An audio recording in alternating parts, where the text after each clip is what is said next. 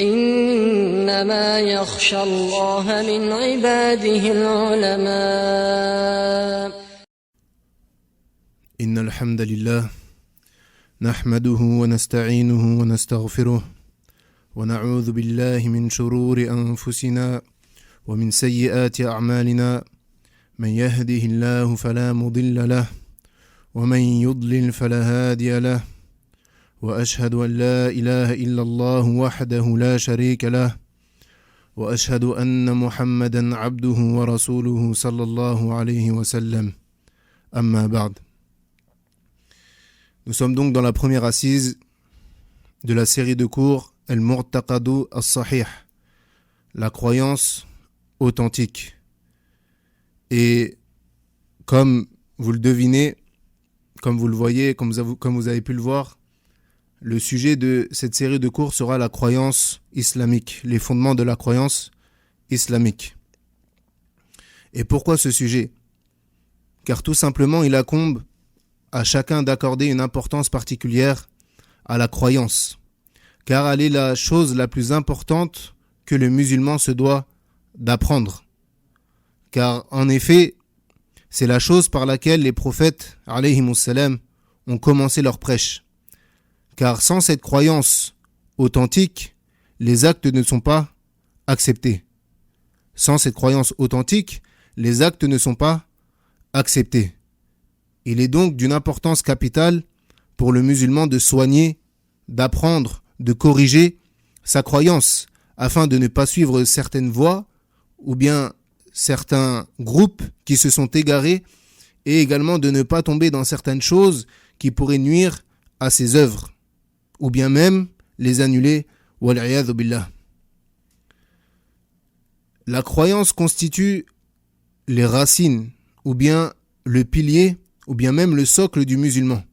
C'est sur cette croyance que repose toute sa religion. C'est sur cette croyance que repose toute sa religion. Car si sa croyance est corrompue, alors le reste de sa religion sera corrompu. Et si cette croyance est saine, alors le reste de sa religion sera sain. Donc on va se baser sur le livre de l'éminent l'imam Abdussalam Ibn Barjas rahimahullah qui s'appelle Al-Mu'taqadu As-Sahih, la croyance authentique, afin d'apprendre, afin de comprendre, de corriger et d'étudier notre croyance. Et ce livre, il est très bénéfique pour celui qui le comprend, de la manière dont il doit être compris. Ce livre, il est très bénéfique pour celui qui le comprend de la manière dont il doit être compris, et il est également très profitable. Donc le premier cours, Ad-Darsul Awal, Al-Mu'taqadu As-Sahih, fi wujudillah. Donc comme on le sait, le premier cours, la croyance authentique relative à l'existence d'Allah subhanahu wa ta'ala. Donc comme on le sait tous, la foi en islam repose sur 6 piliers, est constituée de 6 piliers. La foi en Allah, en ses anges, en ses livres, en ses messagers, au jour du jugement dernier et au destin, qu'il soit favorable ou bien défavorable. Et la preuve de cela, c'est le hadith très connu qu'on appelle hadith Jibril, où Jibril alayhi salam, il est venu voir le prophète sallallahu alayhi wa sallam et l'a questionné. Akhbirni anil iman. فقال النبي صلى الله عليه وسلم الإيمان أن تؤمن بالله وملائكته وكتبه ورسله واليوم الآخر والقدر خيره أو شره. La preuve de ces 6 piliers de la foi, c'est le hadith Jibril, lorsqu'il est venu voir le prophète sallallahu alayhi wa sallam et qu'il l'a questionné en lui disant: informe-moi à propos de la foi. Informe-moi à propos de la foi.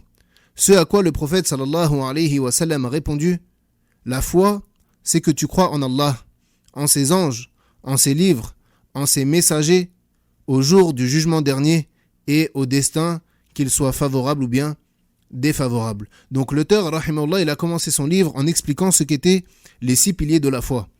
Donc les 6 premiers cours auront pour sujet les 6 piliers de la foi.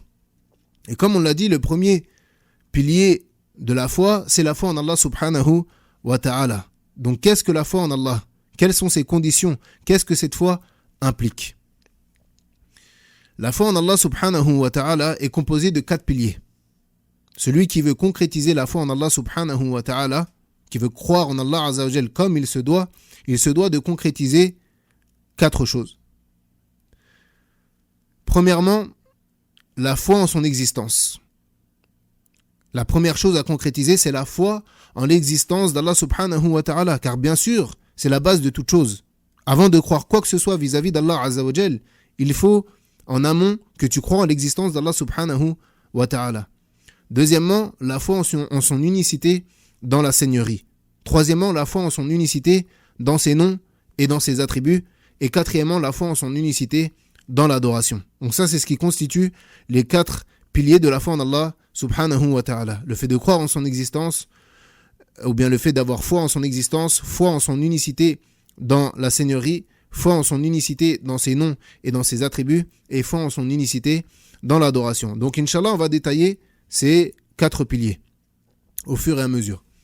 Taïb. Le premier pilier de la foi en Allah azza wa jal, comme on l'a dit, c'est le fait de croire en l'existence d'Allah azza wa jal. Le fait de croire en l'existence d'Allah azza wa jal.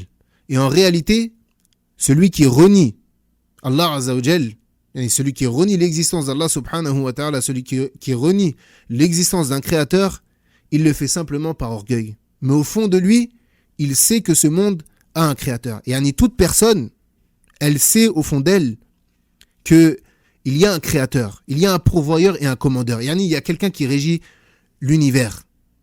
Il y a une divinité qui régit l'univers. Il y a un créateur. Taïb. La foi en l'existence d'Allah azza wa jal, on peut la prouver par plusieurs choses. La foi en l'existence d'Allah subhanahu wa ta'ala, on va la prouver par plusieurs choses. Premièrement, al-fitra, la saine nature. On peut prouver l'existence d'Allah azza wa jal par la saine nature.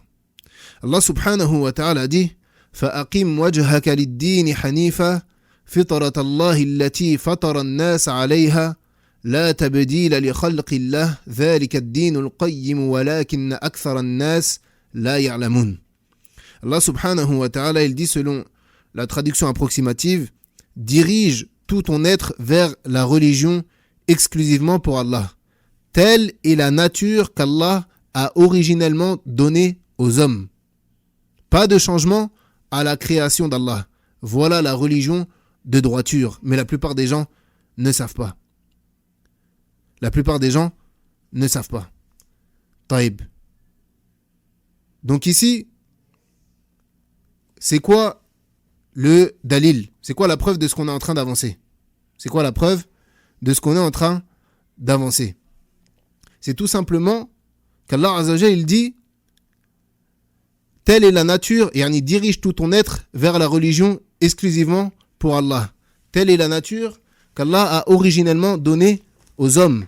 Pas de changement à la création. Donc Allah azza wa jal, il dit que c'est la nature qu'il a donnée originellement aux hommes. Yani le fait de croire en Allah subhanahu wa ta'ala. Le fait que tu es prédisposé à croire en Allah subhanahu wa ta'ala.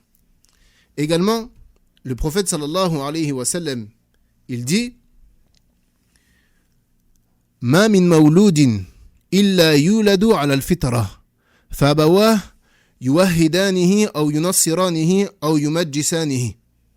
Le prophète sallallahu alayhi wa sallam, il dit il n'y a pas un nouveau-né qui ne soit musulman à sa naissance. Ensuite, ce sont ses parents qui les changent en juif, en chrétien ou bien en adorateur du feu.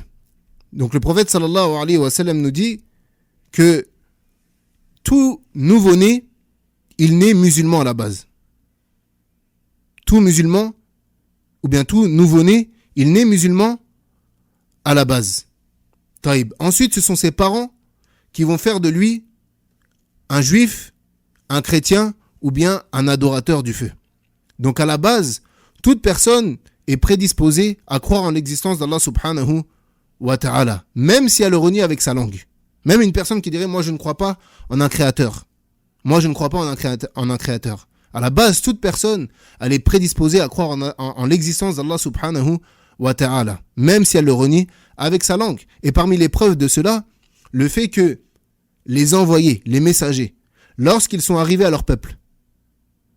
Par quoi est-ce qu'ils ont commencé leur da'wah, leurs appels?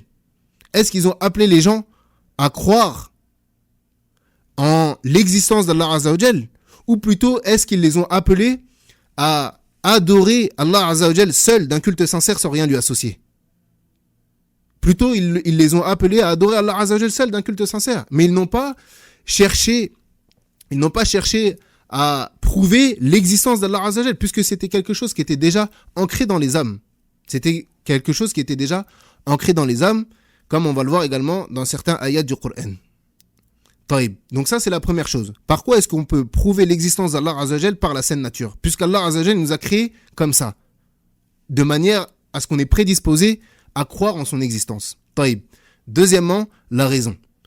Et ce point-là, il est très important. Surtout pour celui qui a autour de lui, ou bien dans sa famille, des gens qui ne croient pas en un créateur. Ce point-là, le fait de prouver l'existence d'Allah Azza wa Jal par la raison, il est très important. Taïb. Comment est-ce qu'on prouve l'existence d'un créateur d'Allah Azza wa Jal par la raison? Tout simplement, toute créature a forcément besoin d'un créateur pour être créée. Toute créature a forcément besoin d'un créateur pour exister, car il va de soi que la créature ne se crée pas elle-même, ni n'est créée par le hasard.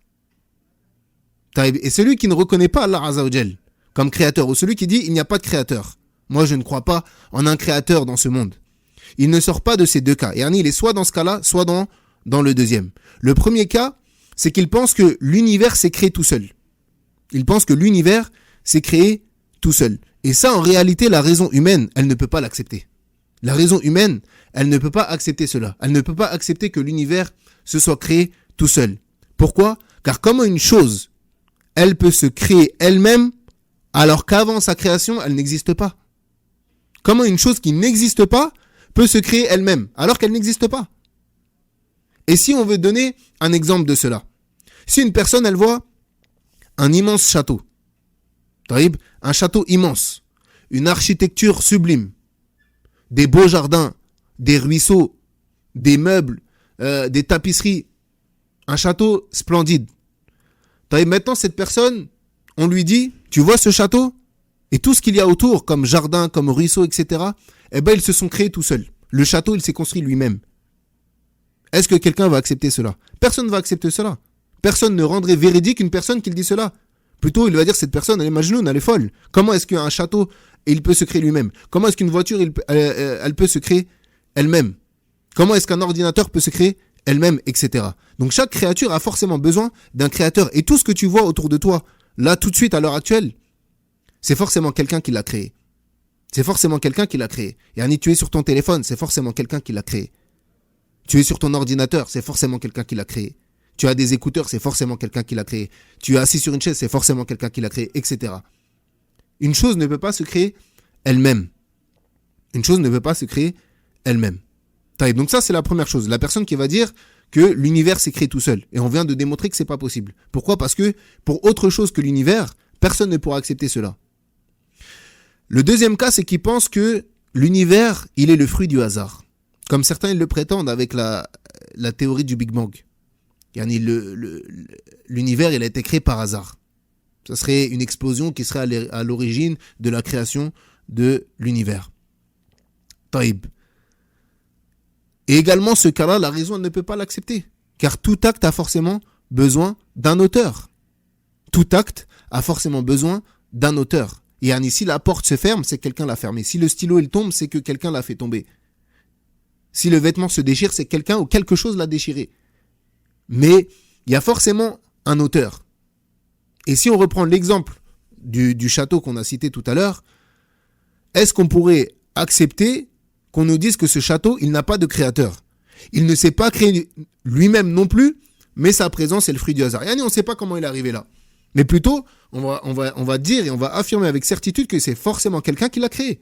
Il y a forcément quelqu'un qui a posé une brique sur une brique sur une brique pour créer à la fin un château. Donc la raison saine, elle ne peut pas rendre véridique cette parole.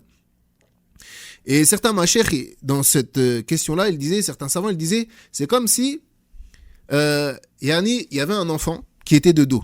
Et quelqu'un, il le tape par derrière. Taïb, cet enfant, il va se retourner et qu'est-ce qu'il va dire? Il va dire, premièrement, qui a fait ça? La première question qu'il va poser, c'est qui a fait ça? Pourquoi? Parce que chaque acte a forcément besoin d'un acteur, d'un auteur. Et la deuxième chose qu'il va dire, c'est pourquoi tu as fait cela? Il y a forcément une raison. Tamam? Et également, comment réfuter ceux qui disent que l'univers, il est le fruit du hasard? Tout simplement parce que le hasard, c'est pas quelque chose d'organisé, justement. Le hasard, c'est pas quelque chose d'organisé. Et celui qui médite sur l'univers, on voit que l'univers, il est parfaitement organisé. Il y a l'alternance du soleil et de la lune. L'alternance du soleil et de la lune. Le corps humain, la grossesse d'une femme, l'accouchement, l'allaitement, toutes ces choses-là, ils prouvent que cet univers-là, il est parfaitement organisé. La pluie qui tombe sur la végétation qui l'a fait pousser, le soleil, et toutes ces choses-là. Et ce sont des preuves. Ce sont des preuves qui montrent l'existence d'un créateur et qu'il est capable de toutes choses et que cet univers, il est parfaitement organisé. Et Allah subhanahu wa ta'ala, il dit dans le Coran, Am khuliqu min ghayri shay'in am humul khaliqun am khalaqu as-samawati wal ard bal la yuqinun. Il dit, selon la traduction approximative, ont-ils été créés à partir de rien ou sont-ils eux les créateurs? Ou ont-ils créé les cieux et la terre? Mais plutôt ils n'ont aucune conviction. Donc Allah Azza wa Jal, il leur pose la question, ont-ils créé à partir de rien? Ou sont-ils eux les créateurs? Est-ce que c'est eux qui ont créé? Là, c'est pas eux qui les ont créés. Est-ce que c'est eux qui ont créé les cieux et la terre? Là. Et il dit, mais plutôt ils n'ont aucune conviction. Ça veut dire qu'ils n'y croient pas. Tout ce qu'ils disent, en réalité, ils n'y croient pas. Comme on a dit au début, celui qui renie l'existence d'un créateur, en réalité, il se ment à lui-même. C'est par orgueil. Et عن محمد بن جابر بن مطعم عن أبيه قال سمعت النبي صلى الله عليه وسلم يقرأ في المغرب بالطور فلما بلغ هذه الآية أم خلقوا من غير شيء أم هم الخالقون أم خلقوا السماوات والأرض بل لا يوقنون كان قلبي أن يطير أو كاد قلبي أن يطير. D'après Mohammed ibn Jabir ibn Mut'im, d'après son père, il dit, j'ai entendu le prophète sallallahu alayhi wa sallam, alors qu'il lisait dans la prière du Maghrib, dans la prière de At-Tur. Et lorsqu'il a atteint ce verset, le verset qu'on vient de citer, yani, ont-ils été créés à partir de rien? Ou sont-ils eux les créateurs? Ou ont-ils créé les cieux et la terre? Mais plutôt, ils n'ont aucune conviction. Il dit, mon cœur a failli s'envoler. Alors qu'il était kafir à ce moment-là. Il n'avait même pas embrassé l'islam. Mais à ce moment-là, il était kafir. Et il dit, lorsqu'il a entendu ce verset-là, son cœur a failli s'envoler. Car il a compris l'essence. Il a compris en réalité que oui, ce monde a forcément besoin d'un créateur. Car tout acte, la règle c'est que tout acte a forcément besoin d'un auteur. Toute créature a besoin d'un créateur et chaque acte a besoin d'un auteur. C'est une règle. Et si tu regardes dans ce bas monde, rien ne sort de ces deux choses. Chaque créature a besoin d'un créateur. Chaque acte a besoin d'un auteur. Maintenant, la personne qui dirait, on a dit qu'Allah Azza wa Jal, c'est le seul créateur, c'est lui qui crée. Maintenant, une personne, elle pourrait dire, mais celui qui crée le téléphone, mais celui qui a créé ceci, celui qui a créé l'ordinateur, celui qui a créé les avions, celui qui a créé la voiture, l'appareil photo, etc. Mais il a créé aussi, donc pourquoi est-ce qu'on dit qu'Allah c'est le seul créateur? La différence, et c'est pour ça qu'Allah Azza wa Jal, il est unique, c'est qu'Allah Azza wa Jal, c'est le seul à pouvoir créer à partir de rien. Allah Azza wa Jal, c'est le seul à pouvoir créer à partir de rien. Celui qui crée un téléphone, en réalité, il assemble juste des pièces, mais il a forcément une base. Il se sert forcément de quelque chose, puis ensuite, soit il le transforme, soit il l'assemble avec d'autres choses, etc. Le téléphone, la voiture, l'avion, tu peux prendre tous les objets présents autour de toi, ou tous les objets qui sont dans ce bas monde, ça ne sortira pas de cela. Ça ne sortira pas de cela. Donc ça, c'était l'épreuve par la raison. Donc on a vu qu'on pouvait prouver l'existence d'Allah subhanahu wa ta'ala, premièrement par quoi? Par la saine nature. Allah Azza wa Jalla nous a créés de cette manière-là. Deuxièmement, par la raison. Le fait que chaque créature a besoin d'un créateur et que chaque auteur, ou bien que chaque acte a besoin d'un auteur. Troisièmement, ce sont les preuves issues de la législation. Les preuves issues de la législation. Tous les textes révélés aux messagers, ils proclament l'existence d'Allah subhanahu wa ta'ala. Premièrement. Deuxièmement, les lois qui se trouvent dans ces livres, ils sont parfaitement en accord avec la réalité. Donc elles prouvent que ces lois proviennent d'un Seigneur parfaitement connaisseur de sa création. Elles prouvent que ces lois, elles proviennent d'un Seigneur parfaitement connaisseur de sa création. Parce que ces lois, elles sont parfaites. Les lois d'Allah subhanahu wa ta'ala, elles sont parfaites. Et si on regarde même comment Allah azza wa jal, il nous ordonne d'organiser la société, on voit qu'il ne pourrait pas y avoir d'autres moyens d'organiser cette société. Mathalan, un des exemples également que les ulama ils donnent dans cela, l'exemple de la société dans le foyer. Yani, Allah azza wa jal, il a créé la femme selon des caractéristiques bien précises. Et il a créé l'homme selon des caractéristiques bien précises.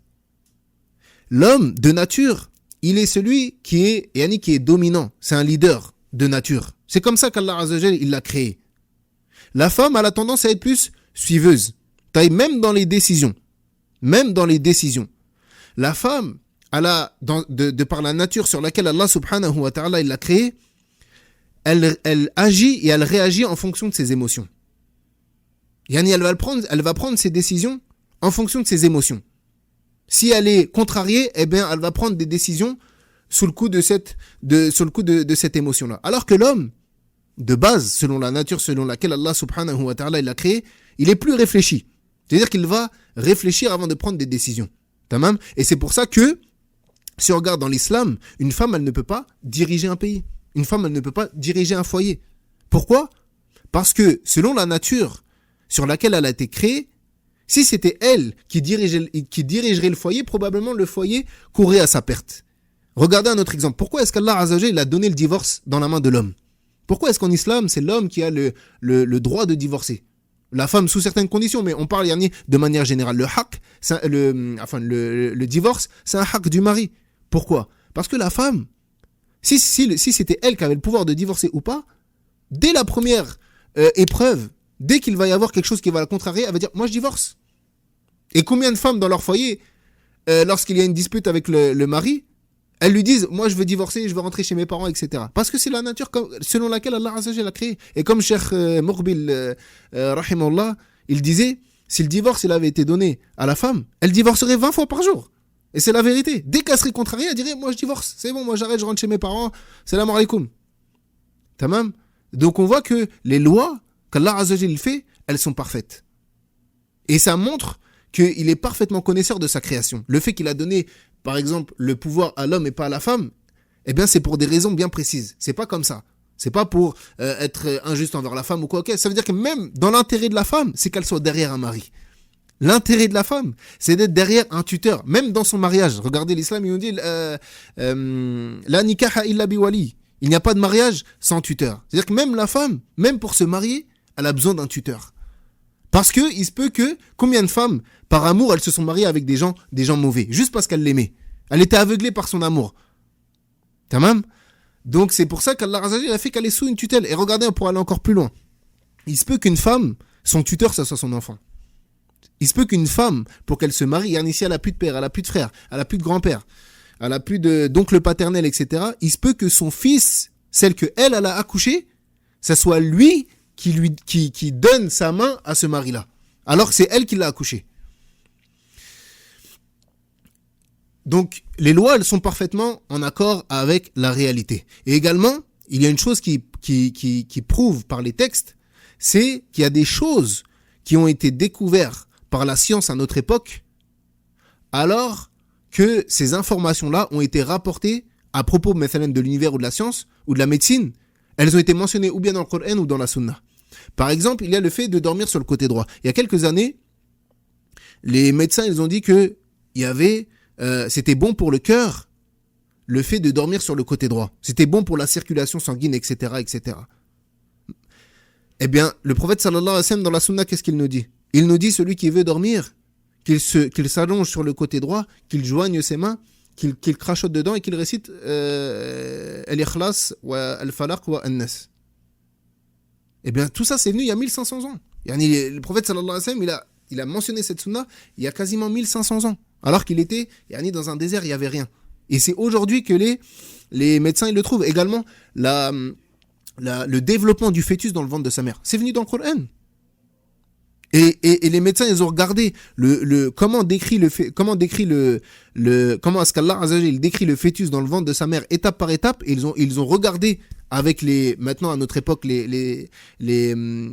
les échographies, etc. Et ils ont vu que ça concordait exactement à ce qu'il disait. Et également, il y a les textes où Allah Azza wa Jal, il se proclame lui-même créateur. Donc ça, ce sont des preuves également par les textes. Mathalan, Allah Azza wa Jal dit Allahu khaliqu kulli shay, wa huwa ala kulli shay'in wakil. Lahu maqalidu samawati wal ard. Walladhina kafaru bi ayati Allah, ulaika humul khasirun. Il dit Allah est le créateur de toutes choses. Et de toutes choses, il est garant. Allah, il est le créateur de toutes choses. Et de toutes choses, il est garant. Il détient les clés des cieux et de la terre. Et ceux qui ne croient pas au verset d'Allah, ce sont eux les véritables perdants. Taïb. Donc on a dit que pour prouver l'existence d'Allah subhanahu wa ta'ala, il y avait premièrement la saine nature. Le fait qu'Allah azza wa jal, il nous a créés de manière à ce qu'on soit prédisposé à croire en son existence. Deuxièmement, la raison. Le fait que chaque créature a besoin d'un créateur et que chaque acte a besoin d'un auteur. Troisièmement, on a dit les textes issus de la législation. Et quatrièmement, les preuves issues de l'expérience. Ce sont les preuves par lesquelles on a pu constater l'existence d'Allah subhanahu wa ta'ala. Yani dans la vraie vie. Et elles se divisent en deux parties.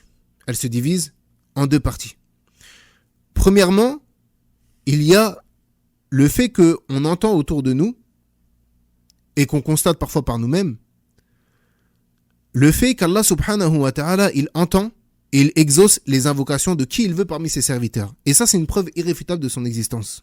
Le fait qu'Allah azza wa jal, il entend et il exauce les invocations de ses serviteurs. Et ça, c'est une preuve de son existence. Allah subhanahu wa ta'ala, il dit dans le Coran, إِذْ تَسْتَغِيثُونَ رَبَّكُمْ فَاسْتَجَابَ لَكُمْ. Il dit, et rappelez-vous le moment où vous imploriez le secours de votre Seigneur et qu'il vous exauça aussitôt en vous envoyant 1000 anges. Yani, ce verset il est descendu lors de la bataille de Badr. Lorsque le prophète sallallahu alayhi wa sallam, on rappelle le contexte, les musulmans ils étaient environ 313, alors que les koufars ils étaient entre 900 et 1000. Ils étaient entre 900 et 1000, alors que les musulmans étaient 313. Plus ou moins entre 300 et 313. Non. Le prophète sallallahu alayhi wa sallam, il ne cessait d'invoquer Allah subhanahu wa ta'ala en lui disant que si il faisait que ce groupe de musulmans meurt, alors il ne sera plus jamais adoré sur la terre d'Allah azza wa jal, sur sa propre terre, subhanahu wa ta'ala. Donc, il a imploré le secours d'Allah azza wa jal pour qu'il gagne cette bataille. Et qu'est-ce qu'il dit Allah azza wa jal dans le Coran? Il dit, et rappelez-vous le moment où vous imploriez le secours de votre Seigneur et qu'il vous exauça aussitôt. Comment est-ce qu'il l'a exaucé? Allah azza wa jal, il a envoyé une armée d'anges qui combattaient les koufars. Et c'est pour ça même que les musulmans, ils ont gagné cette bataille. C'est pour ça que les musulmans, ils ont gagné cette bataille. Et jusqu'à nos jours, on voit cela. Et sans même parler du prophète sallallahu alayhi wa sallam, on voit cela de nos jours. Allah, il répond à l'appel de ses serviteurs sincères. Combien de personnes ils étaient dans une chambre d'hôpital, les médecins leur disaient vous avez aucune chance de vous en sortir. C'est-à-dire, Allah, c'est fini pour vous. C'est sûr que vous allez mourir. Vous n'avez aucune chance de vous en sortir. Combien de personnes ils ont réussi à garder la vie et finalement à sortir de l'hôpital de par leur doua ou la doua des proches?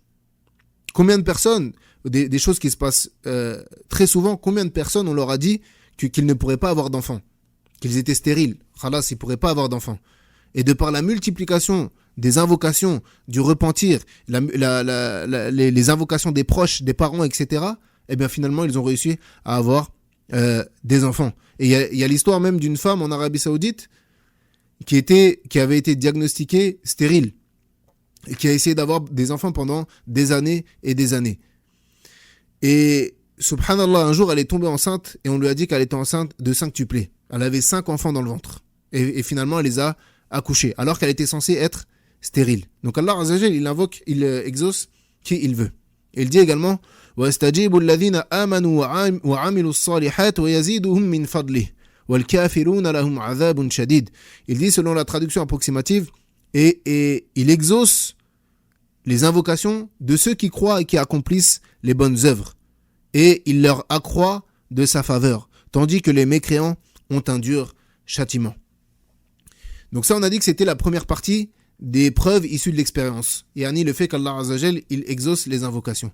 La deuxième partie, ce sont les miracles qu'Allah subhanahu wa ta'ala, il a accordé à ses prophètes. Allah azza wa jal, il a accordé à ses prophètes des miracles auxquels les gens ont pu assister. Ils ont pu voir de leurs propres yeux ces miracles-là. Et ceci est la preuve manifeste, sans l'ombre d'un doute, qu'ils ont été envoyés par un Seigneur capable de toutes choses. Car ces signes, ils sont des choses qui sortent du commun. Ces signes, ils sont des choses qui sortent du commun. Ils sont, Allah Azza wa Jal, il leur donne ces miracles-là afin de les soutenir et de les secourir. Mathalan, parmi ces miracles-là, il y a le miracle de Moussa alayhi salam. Lorsque Moussa, il s'est enfui et qu'il était suivi par, il s'est enfui avec Bani Israël, ou bien il s'est enfui avec son peuple, le Pharaon et son armée, ils le suivaient, ils le poursuivaient. Jusqu'à ce qu'il arrive face à la mer. Devant lui la mer, derrière lui l'armée de Pharaon. Khalas. Et d'ailleurs, c'est ce que ses compagnons ils disaient. Ils disaient qu'ils vont nous rattraper. On va mourir. Et Moussa alayhi salam, là, il a dit, mon Seigneur va m'exaucer. Donc Allah Azza wa Jal lui a révélé il lui a ordonné de frapper la mer avec son bâton. Et qu'est-ce qu'elle a fait cette mer? Elle s'est dressée. Elle s'est divisée premièrement en 12 chemins. 12 chemins séparés par des montagnes d'eau. Donc la mer, elle s'est dressée en faisant 12 chemins secs. Malgré le fait que ça soit dans l'eau, les chemins, ils étaient secs. Donc ça, c'est un miracle. Il y a aussi le miracle de Isa alayhi salam qui pouvait faire revivre les morts, comme c'est venu dans le Coran. Lorsqu'Allah Azza wa Jal dit, en relatant les propos de Isa, il dit wa ubri'u al-akmaha wal-abrasa wa uhyi al-mauta bi'idhnillah. Il dit, et je guéris, c'est Isa, et je guéris l'aveugle né et le lépreux, et je ressuscite les morts par la permission d'Allah. Qui peut ressusciter un mort si ce n'est par la permission d'Allah subhanahu wa ta'ala? Et parmi les miracles qu'Allah subhanahu wa ta'ala il a accordé à ses prophètes également, il y a les miracles de notre noble prophète Mohammed sallallahu alayhi wa sallam. Par exemple, lorsque la tribu de Quraysh, qui étaient les ennemis de l'islam, ils lui ont demandé un signe de sa prophétie. Ils ont dit, Ya Mohammed, donne-nous un signe de ta prophétie. Le prophète sallallahu alayhi wa sallam, il a fait un signe en direction de la lune.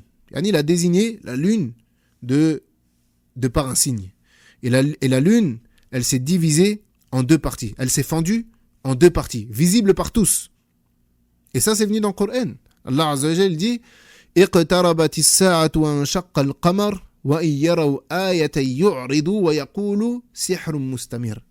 Il dit, Allah Azza wa Jal, au sujet de cet événement, il dit l'heure approche et la lune s'est fendue. Et s'ils voient un signe, un miracle, ils s'en détournent et disent c'est une magie persistante. Ils disent c'est une magie persistante. Ça veut dire, quand bien même tu viendrais avec toutes les preuves que tu veux pour leur démontrer la prophétie de Mohammed sallallahu alayhi wa sallam, ils ne vont pas y croire. Ils vont dire c'est une magie, c'est de la sorcellerie, c'est ceci, c'est cela. Et comme Cheikh Al-Albani, rahimallah, il disait, celui qui cherche la vérité, une preuve lui suffit. Et celui qui ne cherche pas la vérité, 1000 preuves ne lui suffisent pas. Il y a certaines personnes, dans des questions religieuses, tu peux lui apporter 1000 preuves que ce que tu dis c'est vrai. Allah il a dit, le prophète sallallahu alayhi wa sallam il a dit, les compagnons ils ont dit, Abu Bakr il a dit, Omar, il y a un consensus des savants, des compagnons sur cette question-là, il va dire, oui mais... c'est parce qu'il ne cherche pas la vérité. Celui qui cherche la vérité, lorsqu'il voit le dalil, lorsqu'il voit la preuve, lorsqu'il voit la parole d'Allah subhanahu wa ta'ala qui est en train d'interdire ce qu'il fait, il dit Samirna wa atarna. Il dit nous avons entendu et nous avons obéi. C'est ça en réalité la parole des croyants. C'est ça en réalité la parole des croyants. Lorsqu'il se trompe, le croyant, c'est pas, il dit moi je sais que je suis sur la vérité, j'écoute rien, je sais que j'ai raison. Là, le croyant, il peut se tromper. Personne n'est ma'soum. Illa an-nabi sallallahu alayhi wa sallam. Il n'y a que le prophète sallallahu alayhi wa sallam qui ne se trompe pas. Tout homme, peu importe qui il est, il se trompe. Et par miséricorde, Allah Azza wa Jalla, il a fait que tous les hommes se trompent. Pourquoi? Pour pas qu'on soit suivi aveuglément. Même les compagnons qui sont les meilleurs hommes après les prophètes et les envoyés, ceux qui ont été agréés par Allah subhanahu wa ta'ala, ils se sont trompés dans certaines questions. Mais le musulman, il ne doit pas être orgueilleux. Lorsque la preuve lui vient, il doit la suivre. Comme Cheikh al-Islam Ibn Taymiyyah disait, ad-dinu bin-naql laysa bil-aql. La religion, c'est un naql, yani c'est la transmission des textes. C'est pas la raison. Si la personne, elle fait sa religion en fonction de sa raison, alors chaque personne aura une religion différente. Toutes nos raisons, elles diffèrent. Un tel, il a sa manière de penser, de raisonner. L'autre, c'est pareil. Dans ce cas-là, il y aurait autant d'islam qu'il y a de musulmans sur la terre. Là, le prophète sallallahu alayhi wa sallam est venu avec un message, le même pour tout le monde.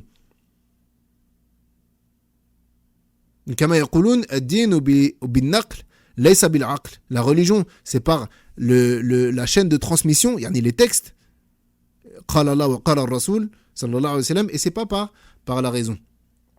Tamam. Donc pour résumer, pour prouver l'existence d'Allah subhanahu wa ta'ala, on peut le faire par premièrement la fitra, la saine nature, le fait qu'Allah azza wa jalla nous a créés de telle manière à ce qu'on soit prédisposé à croire en lui.